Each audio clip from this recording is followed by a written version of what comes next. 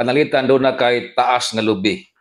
Pag hangin didto natumba ang imong lubi sa balay sa imong silingan og nakadisgrasya ka sa imong silingan, duna ba kay tulubagon ubos sa balaod human natumba ang imong lubi? Ningon ang atuang New Civil Code ubos sa Article 483. Ang tag-iya sa tag-as o dagko nga kahoy dunay responsibilidad nga dili makadisgrasya ang iyang tanom. Labi na kung ang mao nga kahoy peligro na nga mo tumba og makadisgrasya og tao og butang.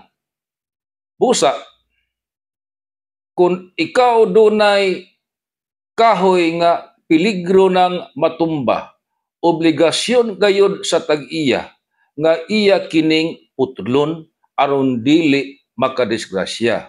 Apa natural ang atua karong balaod istrikto sa pagpamutol og kahoy.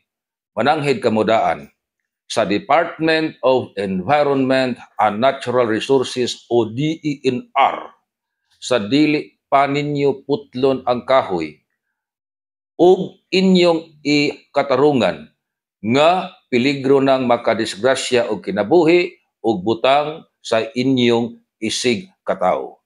Sa gika sulti ko na kaganiha, tag-iya kag lubi, nakadisgrasya ang maong lubi sa imong silingan, duna gyud kay tulubagon sa balaod.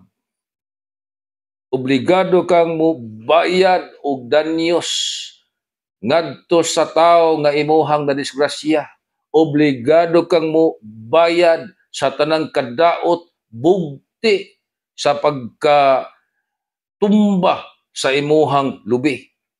Karon, pananglitan, bisan pa og imo nang nakit-an nga peligrong makadisgrasya ang taas nga kahoy, wa gyud ka nagpakabana, nabala ka na ang imong silingan nga basin og matumbahan sila sa kahoy, pwede nga ang gobyerno na mao mo demanda nimo aron putlon ang kahoy ug ikaw na ang mugasto.